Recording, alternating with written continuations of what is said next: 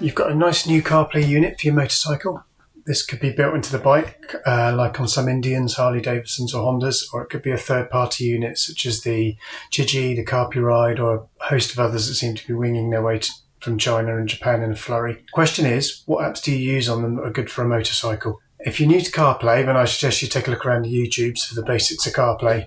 This is more about which apps I find useful on the bike and the other options you might want to consider if you don't like my choices. One thing I do need to cover off before you tell me, and you don't need one, a Garmin XT will do pretty much everything you can do with the Carplay stuff, like play music, phone calls via your phone, etc. It's also a pretty good argument you don't even need a Garmin, you just enjoy the road. But be honest, that's not why you're watching the video.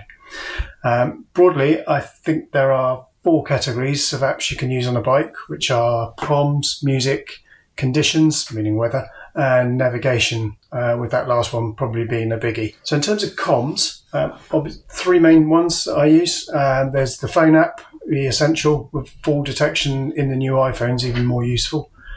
You've got the messages app. It's great to be able to reply verbally to texts on the fly. WhatsApp, I'm not a big user, but it is there if you need it, and it does work well with CarPlay. Okay, so music. Apple Music is what I use, just works on the bike. One tip is to download a playlist of your preference to your phone before you leave. You won't chew data, and the phone has less work to do whilst you're on the road because the music is already on the device. You all know Apple's not the only game in town. I don't use Spotify, but it's perfectly usable. A little bit trick with Siri, if you're going to use Siri with it, it's a bit more complicated. You have to say play my rock playlist, for example, on Spotify. Exactly the same for YouTube Music. I'm not sure, I don't know anybody that actually uses that, but I know it's out there and big in some markets.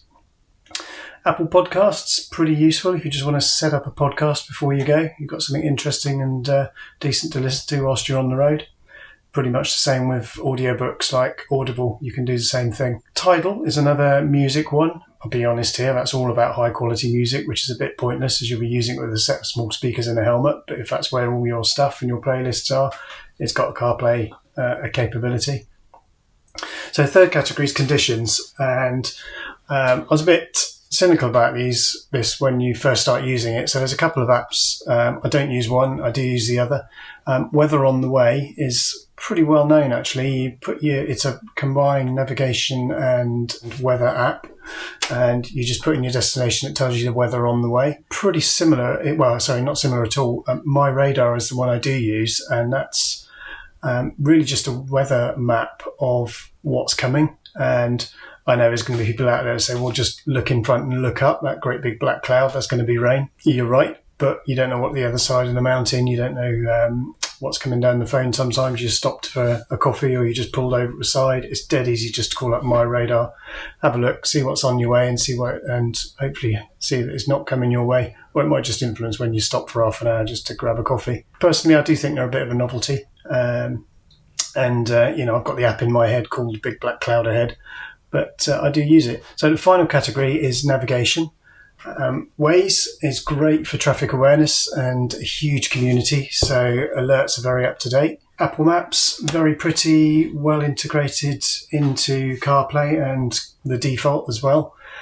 Google Maps, very similar to Waze, without any real reason that I can find to use it over Waze. And Google own Waze anyway, so I'm probably pretty similar technologies underpinning the both of them. There are a few others that are very motorcycle specific now. There's sort of 4 really, and 5, and then the 6th one that I use. You've got Kalamoto, Riva, Riser. I suggest you go and have a look at those yourself on their websites and maybe get yourself a list together of what you think is going to work best for you, and depending on how you run your bike. For some of you, it'll be more interesting in the community elements. Some might be more about the route planning capability. For others, it'll be about the pre-planned loads that are already in there. In-route looks excellent. You get a decent amount in the free version.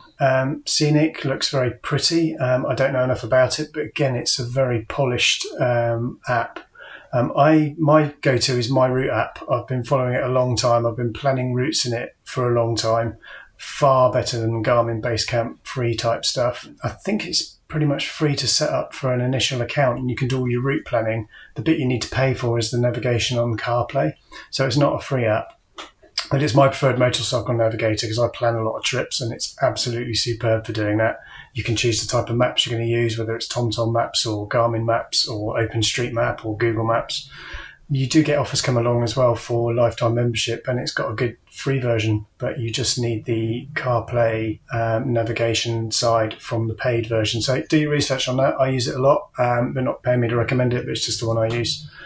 Apple Maps is the default for navigation, and that's what will be activated if you use Siri as well, which is pretty much fine for single destination. If I'm just out somewhere and I just want to go home, it's just ask it to go home. Have a look at these, as whilst I use my route app, it may not be for everyone and maybe more than you need, especially if you only do single point navigation and don't need to export routes to other devices. For example, I will plan multi-point routes on the Mac. I get them in my route app and then I export the GPX file and send it to Dave so he can load it into his Garmin.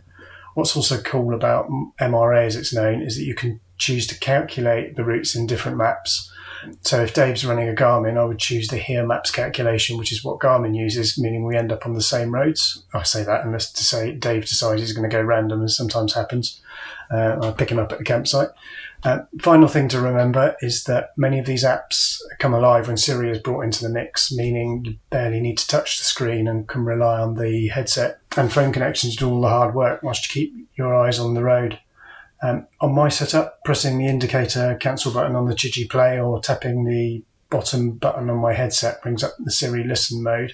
From there I can do things like, say, navigate home, play rock music, what's the weather forecast, call my wife, and much more.